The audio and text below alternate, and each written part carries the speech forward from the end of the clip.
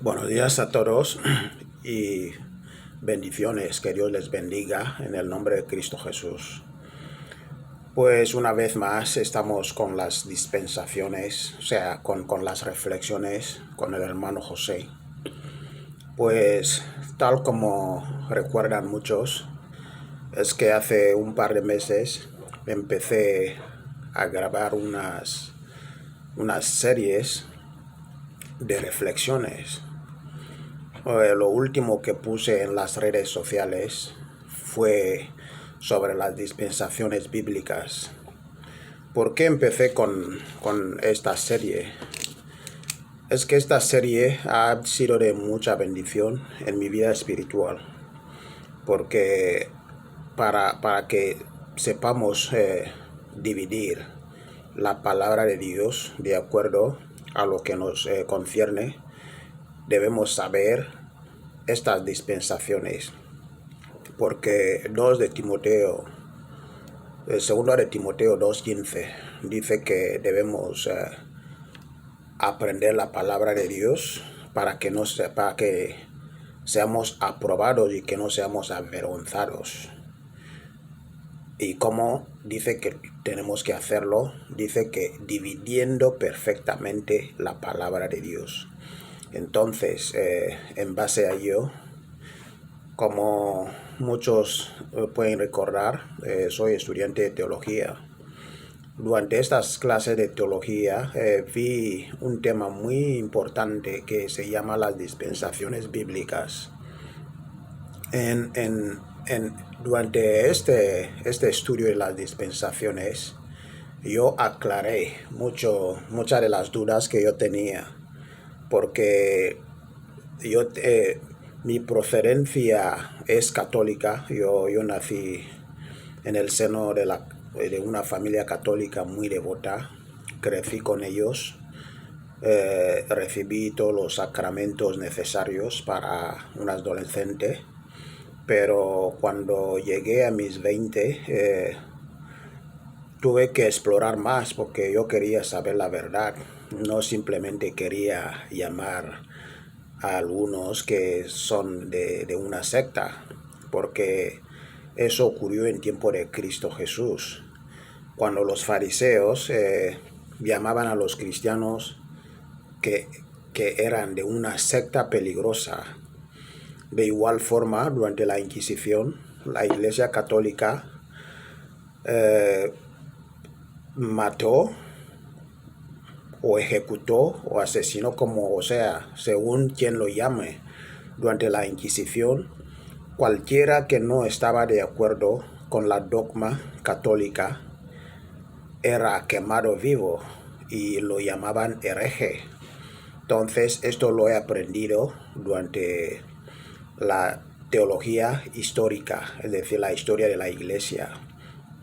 De hecho, cuando Martín Lutero decidió escribir la Biblia en idioma normal, como el inglés, el español, el alemán, eso fue un problema, ya que la Biblia, que estaba realmente en latín y en griego, o sea, por lo que solamente los eruditos, o sea, los frailes, los sacerdotes, los que se dedicaban a la vida sacerdotal, tenían acceso a la lectura de ella. Pero gracias a esta brava actuación de Martín Lutero, hoy en día tú y yo ya podemos disponer de una Biblia en español, en inglés, en francés, incluso en fan, como los hermanos cameruneses lo tienen en fan. Entonces, ¿qué quiero decir con eso? Quiero decir de que debemos saber la verdad. No basta que alguien nos diga algo. De hecho, en muchas de las iglesias evangélicas requieren que cada uno lleve una Biblia durante una predicación, a fin de que haga lo que los de Berea hicieron cuando Pablo lo dijo en una de sus letras. que ellos siempre indagaron, investigaban todo lo que Pablo les decía. Lo comparaban con las escrituras a ver si era cierto. Y consecuentemente creyeron y tuvieron mucha sabiduría y bendiciones.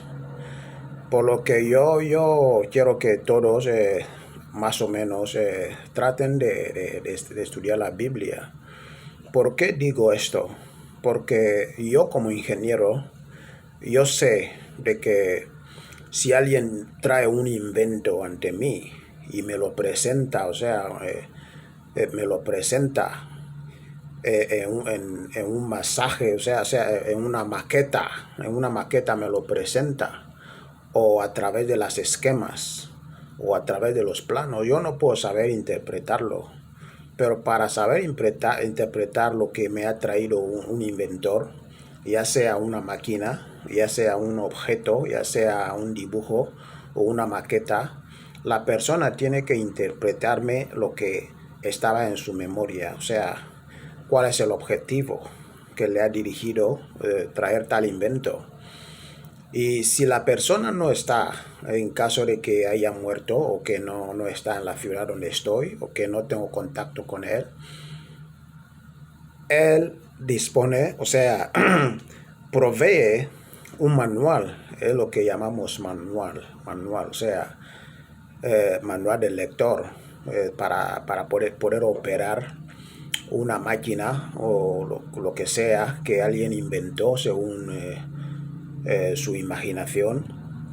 Para interpretarlo debemos acudirnos al manual, por ejemplo, cómo cambiar la bomba de aceite, el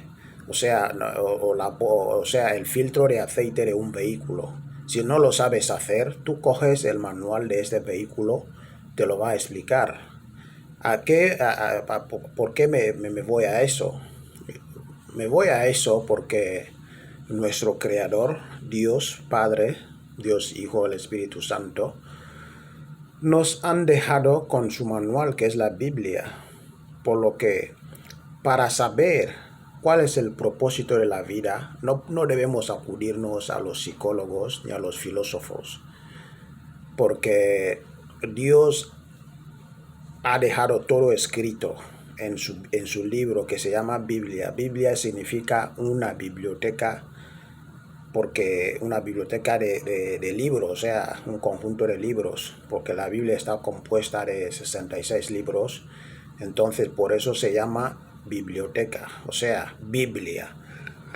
Por lo que, para saber lo que realmente Dios, para saber el propósito por qué estamos en la vida, debemos acercarnos a Dios para que Él nos hable, para que Él nos guíe, a fin de que podamos conseguir los objetivos con que nos ha enviado aquí. Cada uno de nosotros tiene un llamamiento, cada uno tiene una misión, tiene un propósito, porque Dios, antes de la creación del mundo, tuvo en su mente al hombre.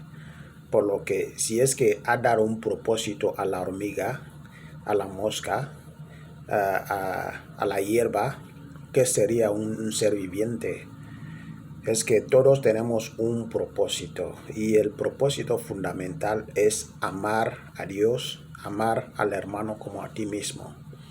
Entonces, tal como vemos en los últimos días, hay desentendimiento. ¿Por qué se nota hoy en día? Se nota porque Estados Unidos es considerado como el país más grande, más poderoso del mundo. Por lo que cuando hay diferencia aquí, esto se acentúa más de la cuenta. En todos nuestros países tenemos problemas similares, pero ¿qué es lo que nos enseña la Biblia? La Biblia nos enseña que debemos amar unos a otros, que no hagamos algo que no nos gustaría a un compañero, a un prójimo. A ver, cuando decimos que no hagamos algo que puede dañar al prójimo, sea algo que no te gustaría de una otra persona, ¿quién es el prójimo? Cristo Jesús lo dijo en una de sus parábolas. Parábola del buen samaritano.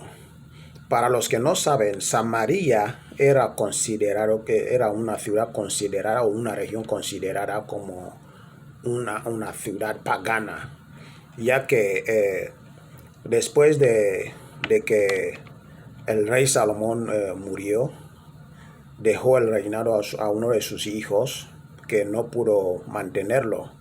Entonces el pueblo de Israel se dividió en dos reinos. Uno se llamaba el reino de Israel, que se quedó con 10 tribus.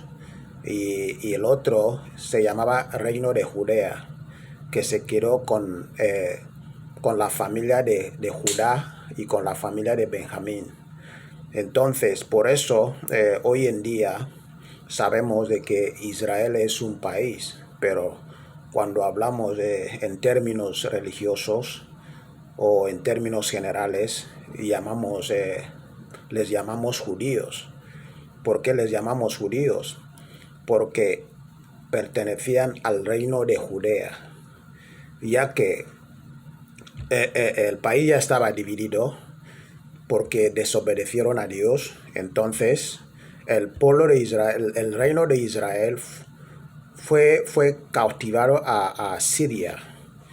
Les tomaron como esclavos y les llevaron al cautiverio. Y durante este tiempo el reino de Judá se quedó. ¿Y qué ocurre? Durante este tiempo los asirios y otros pueblos vinieron a residir en Samaria, y así mezclaron las culturas, haciendo cosas que Dios prohibió a su pueblo, que no mezclara con otros pueblos. Entonces este pueblo se mezcló y empezó a adorar a ídolos, empezó a hacer barbaridades, cometiendo inmoralidades, por lo que los judíos les condenaron y no querían tener ninguna relación con ellos. Por lo que en los ojos de los judíos, el samaritano era considerado como una persona malísima, o sea, que no debes dejar que se acerque a ti. Entonces, ¿qué ocurre? Jesús dio una ilustración, que un señor se iba a un camino y los bandidos le atacaron, le pegaron, y en este momento venía un levítico. Los levíticos eran los que trabajaban en el templo para el servicio de Dios.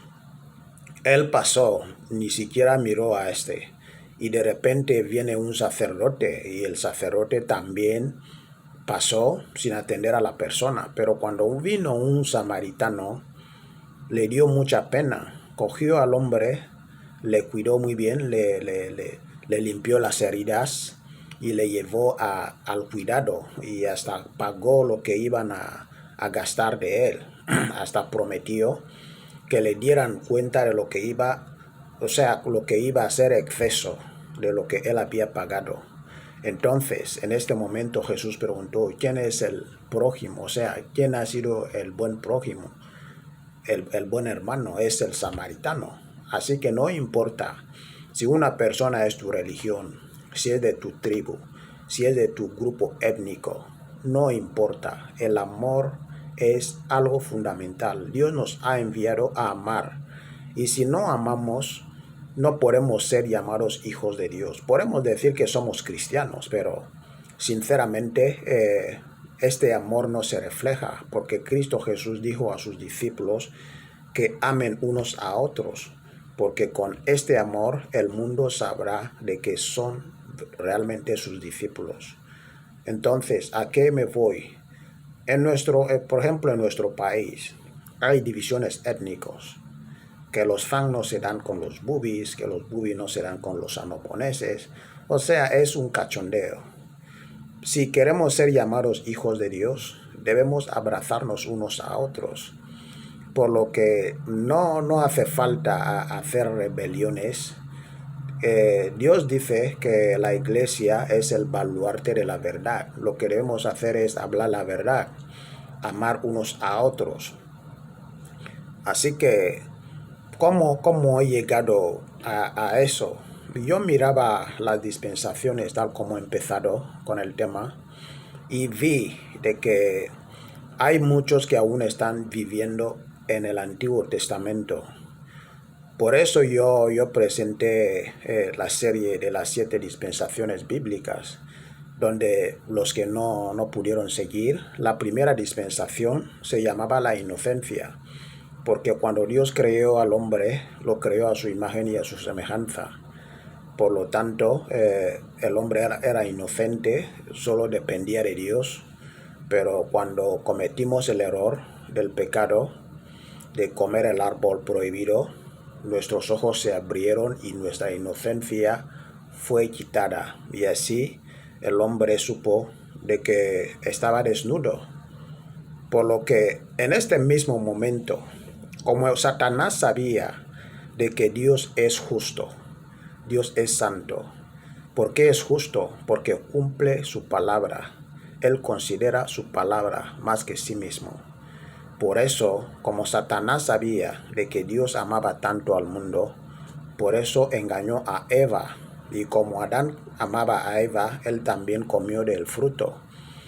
Por lo que Satanás ya pensaba de que el plan de Dios iba a fracasar, porque prometió de que el día que comieran del árbol iban a morir. Y Satanás ya estaba dispuesto a reír de Dios, de que esta gente que tú has creído, tú ves, es que todos somos desobedientes.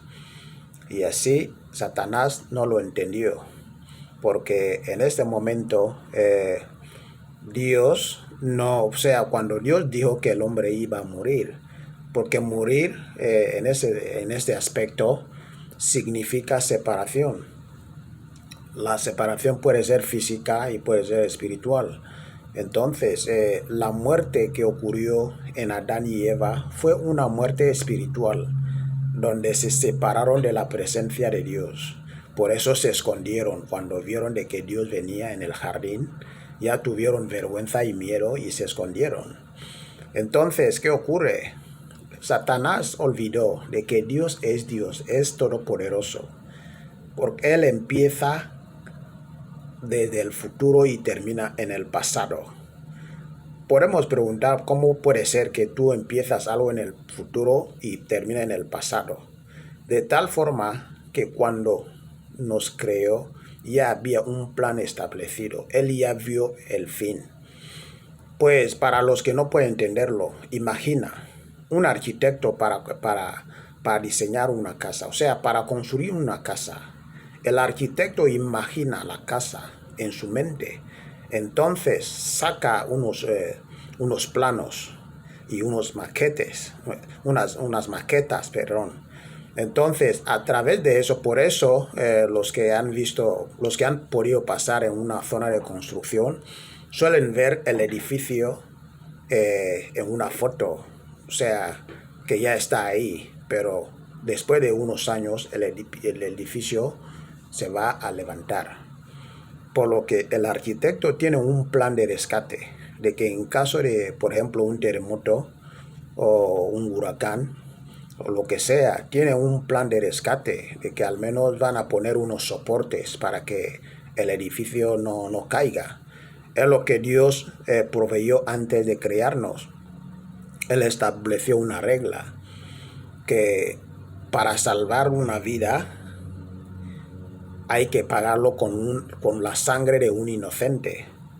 De hecho, Dios, para liberar la muerte, a Adán y Eva de la muerte física, tuvo que matar al cordero. Entonces, esta sangre salvó la vida momentáneamente de Adán y Eva.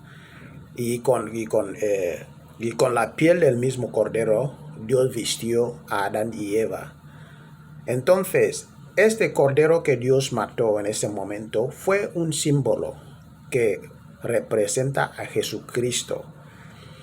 Entonces, lo que vemos ahí es que la sangre del cordero salvó la vida física de Adán y Eva, pero el espíritu de ellos ya estaba muerto, ya no tenían esta convivencia que tenían anteriormente con él.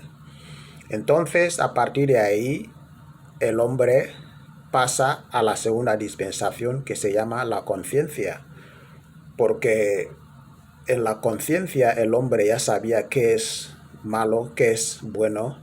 El hombre ya tenía manía, tal como vemos que Caín mata a Abel.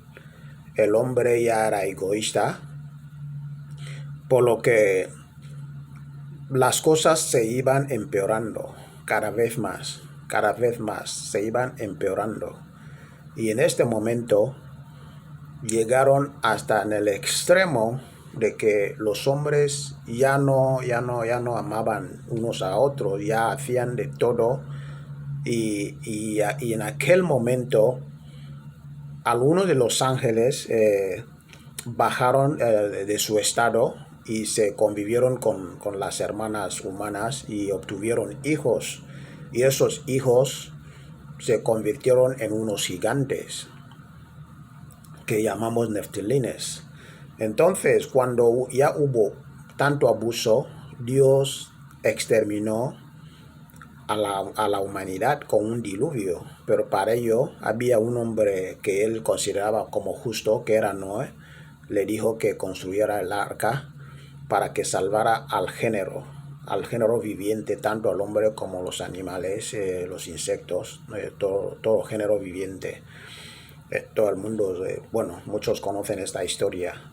Durante 120 años Noé predicaba a que la gente se convirtiera y no hubo arrepentimiento en ellos. Por eso Dios exterminó al mundo con un diluvio que sabemos que se llama diluvio universal.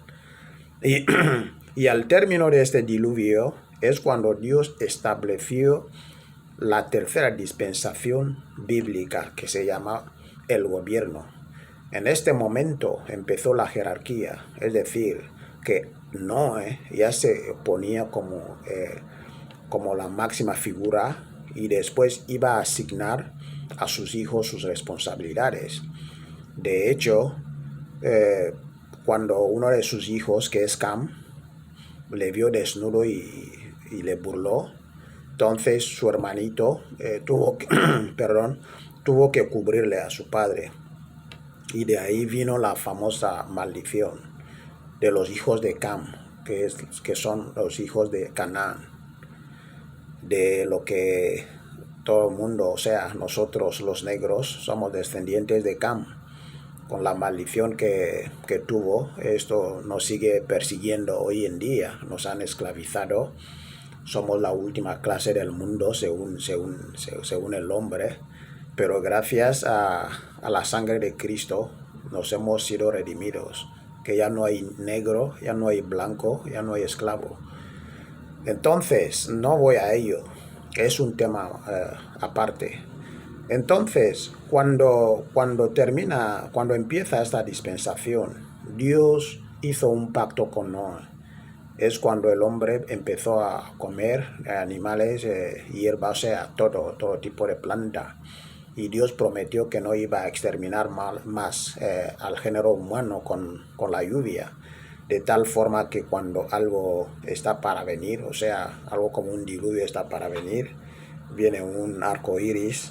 Y Dios recuerda esta señal. Fue esta señal que Dios estableció para sellar un pacto con Noé.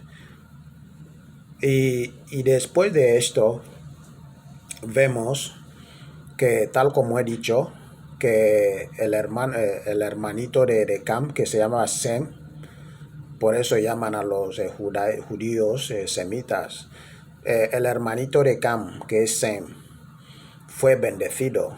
Noé le bendijo y dijo que iba a disfrutar, y también bendijo a su hermano Cafet. Entonces, ¿qué pasa? Desde ahí es cuando Dios bendijo también a la persona que bendijo Noé, que es precisamente Sem. Por lo que en esta línea iba a venir el Salvador del mundo. ¿Y qué ocurre? En la línea de Sem nació Abraham, que anteriormente se llamaba Abraham, y Dios le cambió el nombre con Abraham, con H intercalado. Entonces, ¿qué ocurre? Dios le eligió de la familia de sus padres, que también ya adoraban ídolos. Le dijo que saliera de su pueblo y que se iba a un pueblo donde le iba a enseñar. Y Abraham evidentemente obedeció a Dios y tuvo que salir de este pueblo. No voy a definir todo eso, muchos conocen esta historia. Y como Abraham él ya era un mayor, un maduro, y su mujer Sara era una estéril que no podía tener hijos. Entonces Abraham le pregunta a Dios: ¿cómo es posible que me has bendecido de esta forma, pero no tengo a un heredero? O sea, mi siervo, o sea, mi esclavo, mi ayudante, es el que va a heredar todo lo que poseo. Y Dios le dijo: no, eso no va a ocurrir. Tú vas a tener un hijo. ¿Y qué pasa? Le enseñó las estrellas del cielo, que mira, puedes contar esas estrellas. Dijo no. Y le dijo: tus hijos, o sea, es tu descendencia, o sea, vas a tener una descendencia que no podrás contar. Entonces él creyó, tuvo fe, y por eso Dios le llamó justo, porque él creyó en Dios, no por lo que hizo, sino por lo que creyó. ¿Y qué pasa? Durante este tiempo, él salió de su tierra de Ur y se estableció, o sea, se estableció en Ur de los caldeos, y de ahí hubo hambre y se fue a Egipto. Bueno, estoy abreviando. Y antes de llegar a Egipto, dijo a su mujer Sara que mira, tú eres una mujer muy bella, y dicen de que es la debilidad del faraón, así que cuando llegamos allá, tú vas a decir de que eres mi hermana y así no me van a matar. Y cuando llegaron, Sara hizo lo mismo, y cuando el faraón ya estaba para molestar a Sara, Dios le visitó y le dijo de que hey, esta es la mujer de mi siervo. Y así el faraón se enfadó, expulsó a Abraham y a su mujer, pero le dio mucha riqueza: vacas, ovejas, esclavas, entre todos esos. O sea, entre todo ese bulto que obtuvo en Egipto estaba la esclava Agar, que era una esclava, una egipcia.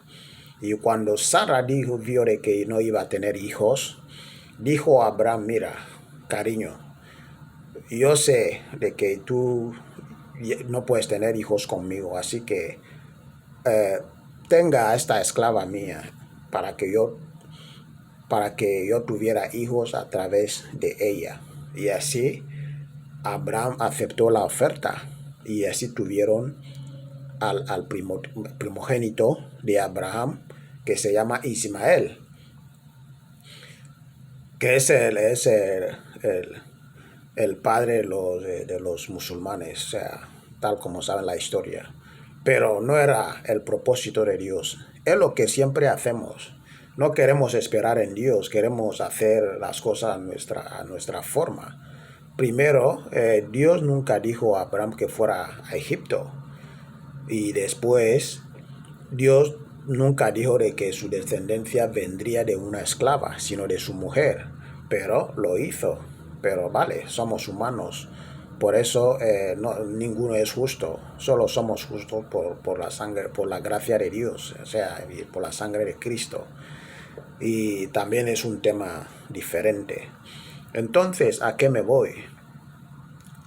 Lo que quiero decir aquí es: Dios hizo un pacto con Abraham.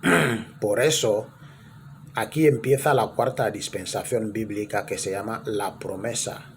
Dios dijo a Abraham que a través de ti voy a bendecir al mundo entero, que toda la tierra será bendita a través de ti. El que te bendijere, yo también le voy a bendecir, pero el que te maldijere, yo también le voy a maldecir. Por lo que le prometió que de él iba a venir la simiente. Pero como el diablo sabía de que a través de él iba a venir eso, por eso siempre estaba detrás de los descendientes de Abraham. Entonces, ¿qué ocurre? Cuando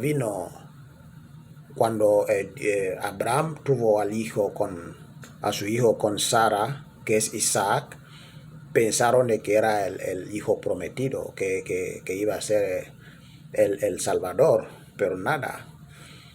Isaac también es como tipo es como ejemplo que representa a algo o a alguien. Y el tipo que es Isaac es tipo de Cristo, que iba a morir por nosotros. Y por eso, cuando Dios le dijo a Abraham de que le ofreciera a su hijo Isaac en sacrificio, Abraham creyó, él supo que Dios podía levantarle de nuevo. Entonces, desde ahí, Isaac tuvo a dos hijos, Jacob y Esaú, que eran gemelos. Primero vino Esaú y después Jacob.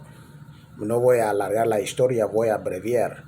Entonces, Esaú era el primogénito porque nació primero, tenía que ser bendecido.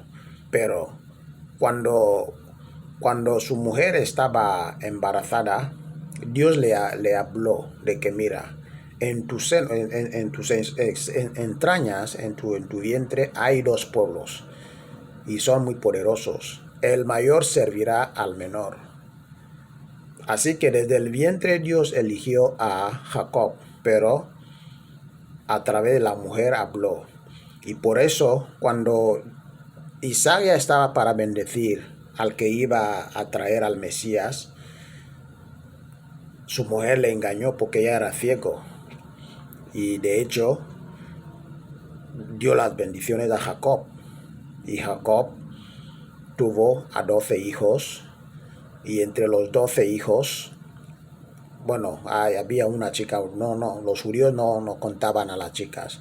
De los 12 hijos, los dos primeros cometieron errores. Por eso bendijo a Judá, que de Judá iba a salir el Mesías. Y durante este tiempo, que tal como saben la historia de José, cómo fue esclavizado y fue a llegar a ser un mandatorio egipcio. Y cuando su pueblo, sus hermanos se fueron ahí después de la muerte de José, el faraón, que no tuvo conocimiento, que no tuvo en cuenta lo que hizo José, esclavizó a los israelitas, al pueblo de Israel. Pero no fue una casualidad, porque antes de que naciera Jacob mismo, Dios habló a Abraham y le dijo de que te voy a dar este pueblo, esta tierra donde estás, pero antes de esto, tu descendiente va a estar esclavizada durante 430 años en un pueblo desconocido. Eso era el cumplimiento de una profecía. Siento mucho que no